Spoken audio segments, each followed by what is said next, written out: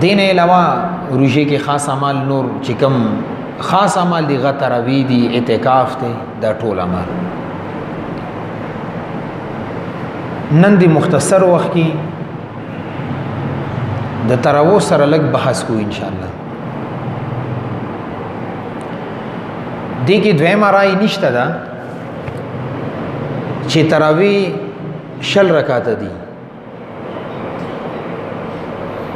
روایتوں کې 60 رکعات تراوی راغلي دي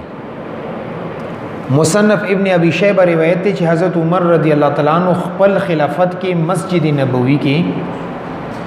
60 رکعات تراوی باقاعده جمع سره شروع کړي او هغه ختم قرآن انتظامی هم وکړو موطا امام مالک روایت دی چې حضرت عمر رضی الله تعالی عنہ خپل دور کې 60 رکعات تراوی او 3 رکعات وتر د جمع سره کړي اور یو بل روایت کې هم راغلی چې حضرت عمر رضی الله تعالی عنہ به 60 رکعات تراوی باقاعدگی سره جمع سره مسجد نبوی کې مقتدیانو ته وکولي اور ابی بن کعب رضی الله تعالی عنہ امام جوړ کړو چې ته کې ختم قرآن هم کوا اور حضرت عمر رضی الله تعالی عنہ د 60 رکعاتو تراو تصور د سي جوړ شو چې یو ورځ مسجد ترالو نوې کتلو چې کسان هر یو کس ځان لا ولاړ دی سوق علم تر کیف وی سوق لیلا فی قریش وی سوق قرآن یوزي وی سوق بلزي وی خلق متفرق ولاړ دي اور د مسجد کې یو شور دی بدسه ولاړ دي سوچ کوي یولې نه موږ د 60 رکعات تراویح ټول کوي خجمی سره ولې نه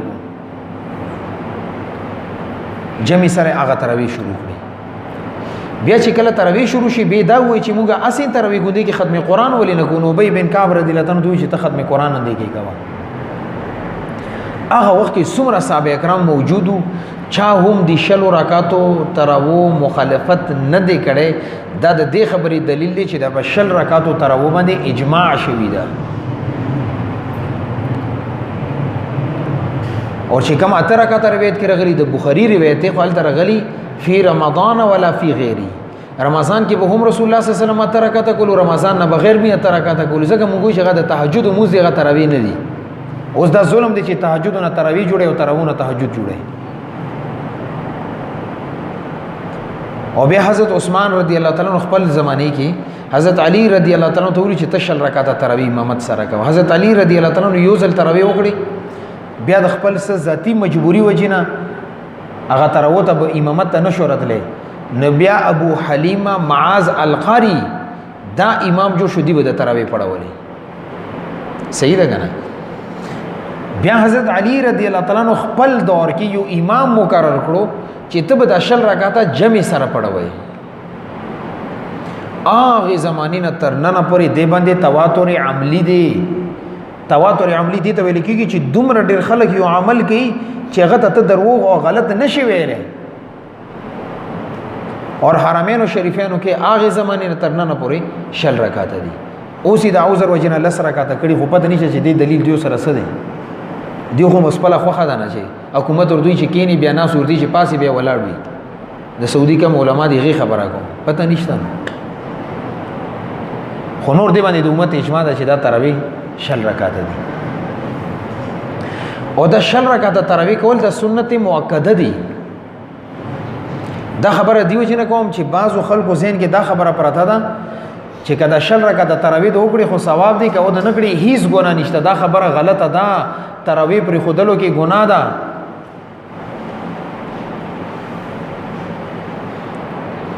اور الته روایت کې رالو ان الله فرض لكم صيامه الله رب العزت تاسو باندې روزه فرض کړه وسننت لكم قيامه رسول الله صلی الله علیه وسلم فرمایي چې ما تاسو د پاره د تراویح کول سنت ګرځولې دي قیامه نه ټول علماء په دې باندې اتفاق دي چې دینه مراد تراویح دي وسننت لكم تاسو د پاره ما د سنت جوړو قیامه د دې شپې کې ودرېدل یعنی تراویح کول دویم رسول الله صلی الله علیه وسلم نه چې کوم عمل باندې مواظبت او پابندی رغلی هغه په دوه قسمه باندې ده یو مواظبت عملی ده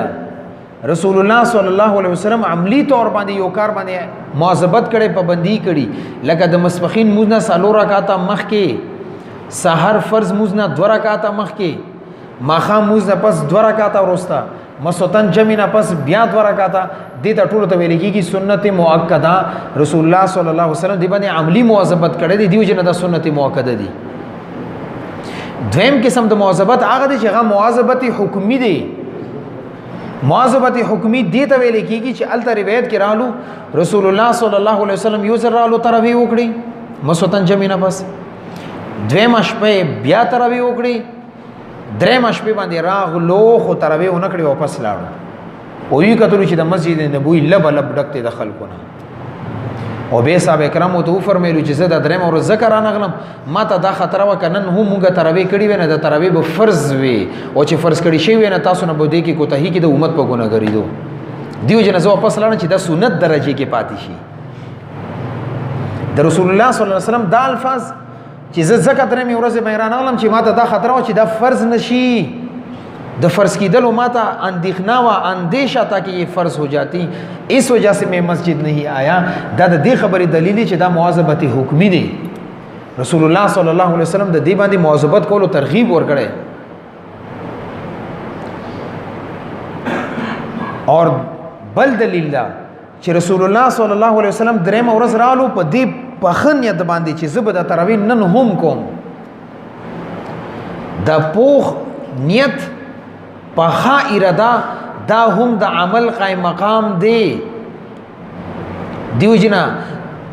تاسو به تبلیغ والملګرو اوریدلی چې اراده ولګي، اراده باندې درته ثواب ملوي. او اراده باندې چې کله ثواب دی بیا چې کلک نیتو کې د یو نیک عمل باندې به ثواب ملوي کنه به ملوي. رسول الله صلی الله علیه وسلم درې ورځې په پخې اراده سره مسجد ته راغلو چې نن به هم تراویح کوم. خلا طرف نورته وਹੀ وشو چې نن کدرې ورځ وکینه کې دي چې دا د فرض درجه ته ورسي. دا د دې خبرې دلیل دی چې د تراویح سنت مؤکده دي، د دې پر خودلو سره سړی ګونګری. او درې فی نفسه د حدیث الفاظ چې زه درې ورځ باندې ذکر انغلم چې ماته اندېښنه دا و چې دا فرض نشي، دا د تراویح د سنت مؤکده درجه کم از کم خي. دا چې کم خلک دا وایي چې کاوه د نکړي ګناه ده نشته، دا خبره غلطه ده. وسننت لکم قیامه د دې حدیث خلاف دی چې خیر دې کاوه د کړي ټیک ته ثواب دې کا تراویح د نکړي څه ګناه نشته، نه خبره ده غلطه ده. بیا عوام کې یو بل خبره مشهوره ده چې کا تراویح پرې خو څه چل دی، فرض خو کو کنه تراویح پرې خو سنت مو پرې خو کنه غټه ګناه خو منه ده کړي. یو آسان مثال باندې ځان پوهیږي. یو سړی وسکروټه راوالی وای چې مړه ور کوټی شان سکروټه دا راشي د چې کوم کور کې د غټ بکس دی هغه کې کپڑے پرتی دی هغه کې د سکروټه واچي دینه به ور لګي کنه به لګي. کور کې چاوي شي د سکروټه بکس کې چاوي شي. یا مثال په تور مې بوسخانه جوړه کړی دغه کې وخت دی راشي سکروټه واخو کې واچي چې مړه ور کوټی شان سکروټه د ایسه بالای نه وای. دا غرانګي تراویح پر خودل لګه ګناه غړل دا د انسان د هلاکت باعث دی. نن د وړي ګناه باندې جرأت کړي سبب دینه غټي ګناه باندې جرأت کوي اور دا ته د بربای سي هلاکت دی. زما به خبره تاسو پوه شئ دیو جن تراویح مستقل کول، روزانه کول اور پورا میاش کول دا سنت دی.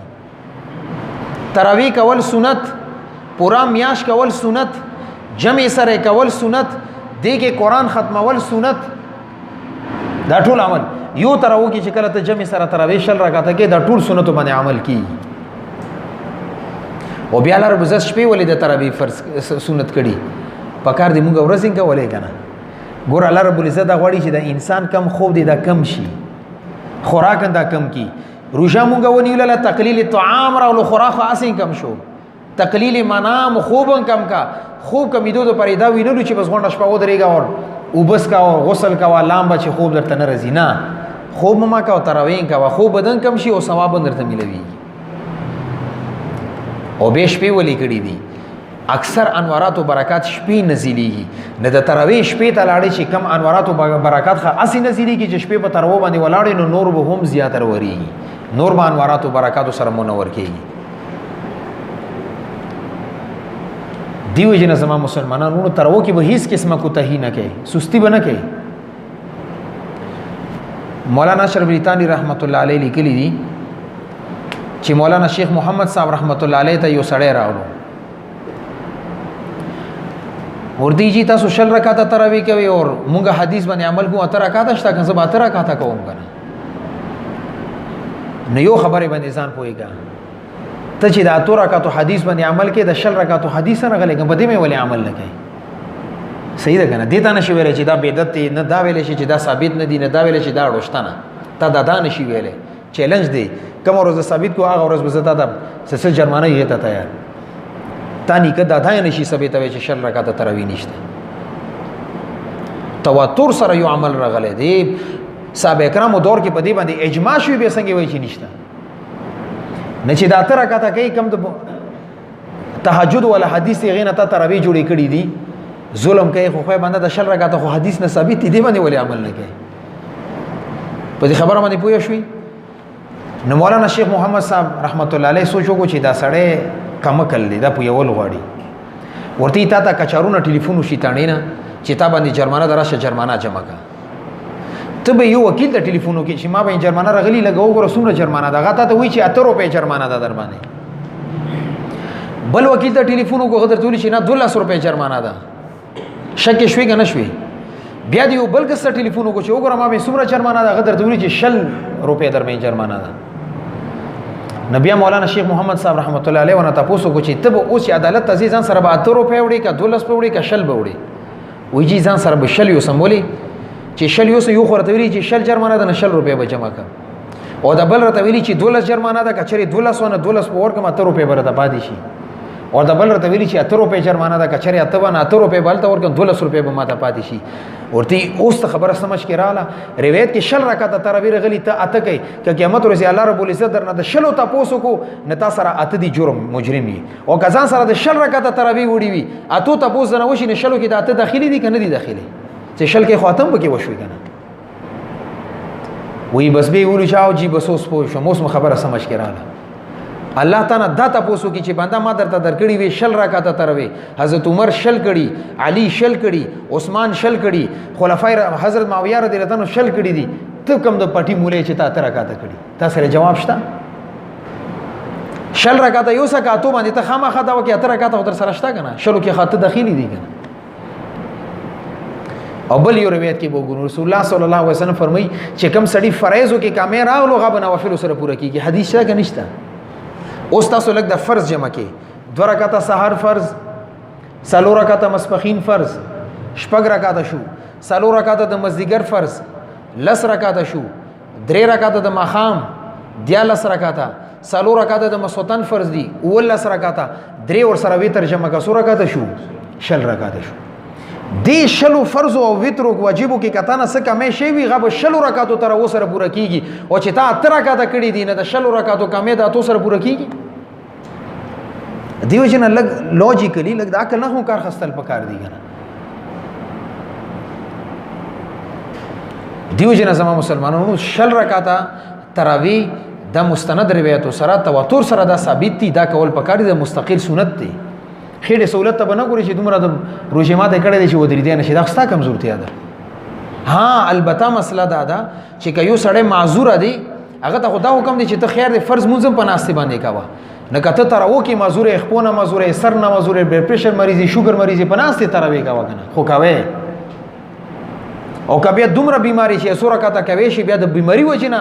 نوري تراوي نشي کې چې کمی کوي شي غاخو کاوه کنه خدا چې خو صحت مندي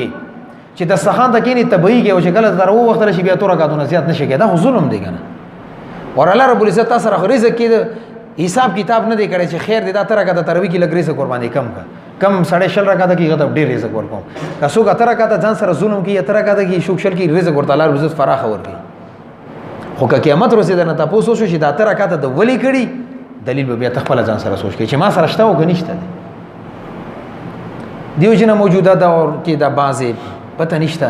امت کې انتشار پیدا کول یو داسې مسله چې غو امت کې اجماعي تور باندې روانه ده علامه ابن همام رحمت الله علیه فتح القدیر کې لیکلی چې زما تحقیق دی چې 8 رکعات دي بعضی خلک وایي چې غلی کلی چې 8 رکعات دي موږ ورته چې ټیک دی 8 رکعات لیکلی وایي چې زما تحقیق دی خو خپل شل رکعات کړي دي چې کله د یو سړی خبره د خپل د عمل خلافي نه هغه خبره معتبر نه وي زه تاسو دلته وایم چې یاره زه نفلی روژې نیسم او دا کوم تا په مخکې دسترخوان ته کېنه خوراک کوم ته ما نفلی روژه ومنې نو یو خبر او دویم دا چې کله د اجماع خلاف د یو عالم کول راشي غا شانس کول دغه باندې عمل نه کیږي چې کوم باندې ټول علما متفق دي هغه باندې به عمل کیږي ندیو چې زموږ مسلمانانو 10 رکعاته تراوی روزانه کول مستقل کول جمع سره کول دغه قران تلو دا ټول سنت عمل دي کوشش دا کې چې ټول باندې عمل کیږي ها مجبور دي اوس وبا وجنه ګورنمنت ویلي چې تاسو ختم ما کې خو 10 رکعاته تراوی خلنډي کاوه کنه مختصر